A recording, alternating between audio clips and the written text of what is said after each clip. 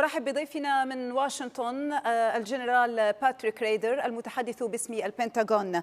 أهلا بكم معنا جنرال باتريك. دعنا في البداية نتحدث عن موقف واشنطن. هل واشنطن نصحت بالفعل إسرائيل بالتريث في بدء العملية البرية؟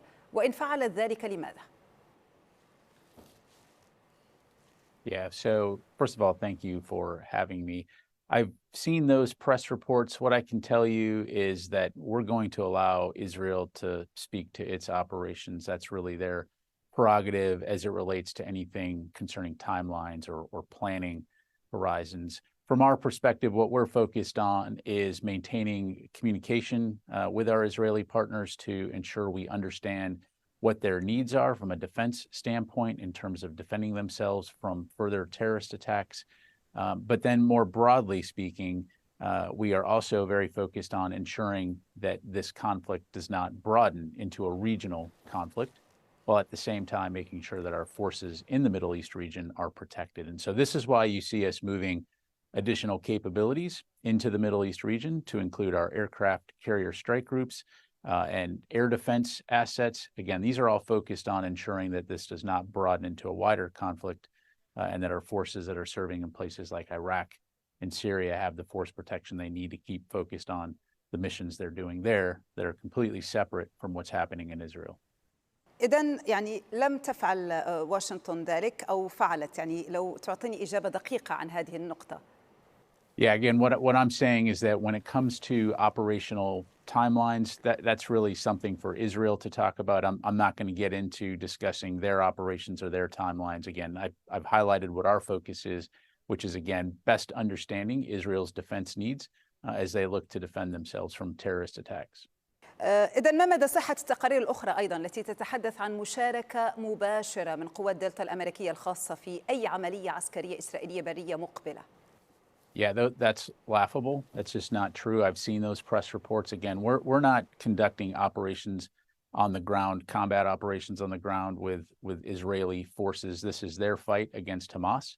What we're doing is we're ensuring that we understand what their defense needs are, providing them with capabilities like precision-guided munitions.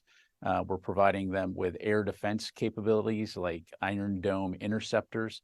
Yesterday, we announced that we'll be providing 2 additional Iron Dome batteries to Israel to protect them, help them protect their citizens from rocket attacks. And we have a long-standing partnership with Israel. And again, after they were attacked by Hamas on October 7th, we urgently rushed aid to them to ensure that, again, that they could protect their people. It's also important, though, to understand that in our conversations with our Israeli counterparts, we're also emphasizing the importance as they conduct and plan their operations to take civilian safety into account and also to ensure that humanitarian aid can get into Gaza. So again, I'm not going to speak for Israel or speak to their operations, but I can tell you these are the things that we're focused on. نعم جنرال، يعني بما أننا نتحدث عن العملية البرية الإسرائيلية، يعني هذه الليلة وقبل لحظات تابعنا أنه هناك قصف عنيف بري بحري جوي على قطاع غزة. هل يعني ذلك في تقديركم اقتراب ساعة الصفر للعملية البرية؟ Well, again, look, I'm a spokesperson for the United States Department of Defense. I'm not a spokesperson for the Israeli Defense Forces or Israel. That's really something for them to talk about. What I can talk about is what we're focused on. And again, one is deterring a wider regional conflict, ensuring that this does not spread beyond Israel, and also ensuring that the U.S. forces that are based in the Middle East conducting operations completely separate from anything that's going on in Israel are protected.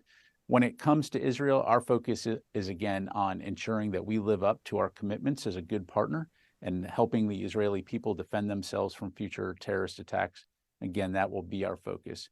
More broadly speaking, though, from a U.S. government standpoint, as I just mentioned, we are also working very closely with Israeli authorities and Egyptian authorities to ensure that aid can get into Gaza and that consideration for civilian safety is taken into account. نعم.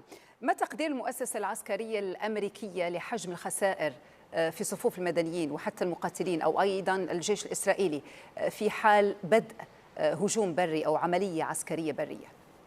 Yeah, again, I can't get into hypotheticals. I can tell you that we do not want to see any innocent civilians killed, whether they be Palestinian, Israeli, or any other nation that has citizens there. Again, our focus right now is on helping Israel defend itself from terrorism, while at the same time ensuring that this does not extend into a broader conflict. And so part of the way we're doing that, again, is by putting these additional military assets in the region to send a clear message of deterrence to any state or non-state actor who may wish to try to exploit this situation to broaden this conflict. That our message to them is don't do that. That's just, no one wants to see this broaden into a wider war. No one wins in that case. And so again, we're going to stay focused on that. نعم جنرال باتريك، يعني هناك استهدافات للمصالح للقواعد الأمريكية في المنطقة، ويوم أمس شهدنا ردا على قواعد لإيران في سوريا. ما هو الخط الأحمر الذي سيجعل واشنطن بحسب ما أعلن الرئيس بايدن تتحرك عسكريا وبشكل مباشر ضد إيران؟ عند أي نقطة أو عند أي حد ستقيم واشنطن أنه يجب تحرك في هذه اللحظة؟ Yeah, so again, I'm not going to get into specific hypotheticals. As you highlight, our forces in Iraq and Syria were attacked by Iranian-backed proxy groups. Those U.S. forces are in Iraq at the invitation of the government of Iraq to help their security forces in the fight against ISIS. And our forces in Syria are also there for one purpose only, and that's to fight ISIS, work with our global coalition to ensure the enduring defeat of ISIS.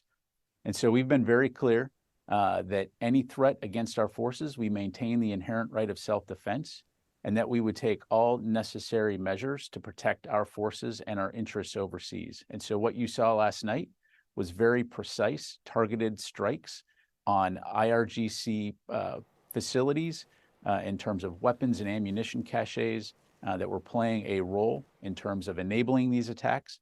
We have no interest whatsoever in a conflict with Iran. However, we will not hesitate to protect our forces if they're threatened. So our message in this case to Iran is you need to stop these attacks. They're unacceptable, inappropriate. And again, we're going to stay focused on our mission to defeat ISIS in Iraq and Syria, and we're going to stay focused on protecting our forces. Do not want to see this widen into a broader conflict, but we will not hesitate to take appropriate steps to protect those forces if they're threatened. نعم، فيما يخص ربما الوجود الأمريكي في المنطقة، جرى الحديث طبعا عن نشر منظومات دفاعية أمريكية في المنطقة لحماية القوات الأمريكية، وبالطبع هناك حاملتي طائرات. يعني هل ما يجري هو تحضير لحرب واسعة، أم أن الأمر هو يتعلق بتوجيه رسائل عامل ردع ليس إلا؟ Yeah, it's the exact opposite of wanting a wider war. That's exactly why we've sent these forces there, is to help deter and prevent a wider war from happening. And so by having these capabilities in the region, again, it does a couple things. Number one, it ensures that we're able to protect our forces and our interests in the broader Middle East region. And it also provides us with a wide range of options to respond to a variety of contingencies should they occur. Whether that be air, intelligence, maritime, it again, as you well know, as you've seen in the past, we can respond to a wide variety of incidents or contingencies. And so, as you mentioned, we have deployed some air defense assets into the region. We have sent a THAAD battery, an air defense battery, some additional Patriot capabilities, again, to be able to ensure that we have an umbrella of protection for our troops and our partners in the region. نعم، تم اعتراض مسيرات وصواريخ أطلقت من اليمن باتجاه إسرائيل شمال البحر الأسبوع الماضي. كيف سيتم التعامل مع هكذا تهديد إن حصل وتكرر أيضا؟ Well, in that particular case, it was the USS Carney that was in the Red Sea, and it saw these land attack cruise missiles that were in the vicinity of the ship. We still don't know exactly where they were targeting. There is the potential they could have been targeting Israel, but what we do know is that those missiles were in the threat range of our vessel, and so that ship took appropriate action and took those missiles down. Again, I think the broader concern here is groups that may try to exploit the situation in Israel and try to ratchet this up into a broader regional conflict, which is exactly why, again, we have these capabilities in the region to send a message that is not acceptable to us. We want to deter a broader regional conflict. Right now, it's our assessment that the conflict is contained in Israel, between Israel and Hamas. And again, we will work with our regional partners to ensure it stays that way. سيادة الجنرال، أيضا فيما يخص الموظفين الأمريكيين في إسرائيل أو من يتواجدون هناك، ما هو النطاق الحالي لوجودهم، وهل يمكن أن يتغير النطاق إذا بدأت العملية البرية؟ Yeah, so right now, first of all, as you know, we've had a very long-standing relationship with Israel.